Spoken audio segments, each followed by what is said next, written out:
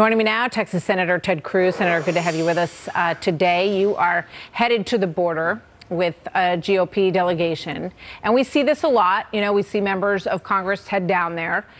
What do you actually hope to accomplish by being there? Well, tomorrow I'm bringing 18 senators down to the border, down to the Rio Grande Valley in Texas, to see firsthand the crisis that is unfolding. It is a humanitarian crisis. It is a national security crisis. I've spent a lot of time at the border. I've spent a lot of time at the border meeting with Customs and Border Patrol agents, meeting with the leadership there, examining the facilities directly. But what's happening is truly tragic. Even Biden's DHS secretary admitted we're seeing the highest volume of illegal immigration across the southwest border in 20 years. Just last month in February, there were over 100,000 illegal aliens. They've got over 15,000 children held in cages right now. And all of this is the direct result of political decisions made by Joe Biden and his administration. When Joe Biden became president, he halted construction of the border wall, he reinstituted the failed policy of catch and release, and he ended the Remain in Mexico policy, and that has resulted in this crisis. They are releasing illegal immigrants, and these illegal immigrants are testing positive for COVID-19 at over 6 times higher rate than the U.S. population. I mean, that's obviously a real problem. I mean, you know, if you travel outside of this country as a citizen, you've got to have a COVID test to get back in. But you don't need one at the southern border, which I think is a hypocrisy that a lot of people can relate to. So what did you think about President Biden assigning this problem to the Vice President Kamala Harris today? She's going to be in charge of that. What did you think about that? Well, when she was asked this week if she was going to go to the border, she just started laughing. And sadly, that seems to be the attitude of the Biden administration.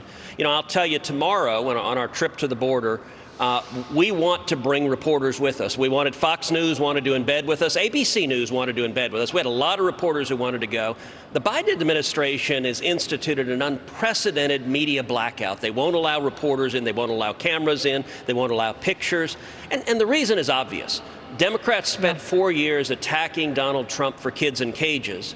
Well, Obama built the cages, and under Joe Biden, the cages are bigger and they're much more full, and they don't want anyone to see it. And it is unacceptable. Every other administration in recent years has allowed the press to go there, and it is wrong. I am fighting for the media to have access to the facilities. They keep saying that they're trying so hard to be more transparent. It's not that hard. You just say, like, yes, you can go. Go ahead. You can bring with one reporter with a camera. We have the pictures of what's going on inside some of these facilities that I want to pop up here as you finish that. But I want to get in 2 more quick topics that are aside from this, if I may. H.R. 1 is now in the Senate. It's an election law. And just to give people a sense of some of what it might do, this is the part that jumped out to me. It would basically tie the hands of state legislatures to impact election law. So I think of it this way. This is like codifying what happened in Pennsylvania, right? Because in Pennsylvania, the state legislature said, no, you can only vote till Election Day. That's the law. State legislatures are supposed to make that election law. So how would it be different? How would their voice be stifled, which it was in Pennsylvania in 2020? How would that be part of the law?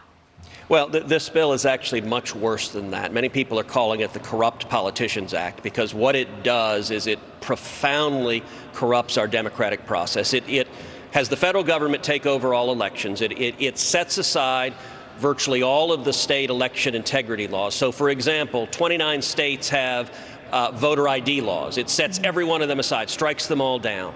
It also automatically registers anyone who interacts with the government, anyone who gets a welfare check, anyone who gets a driver's license, anyone who attends a university.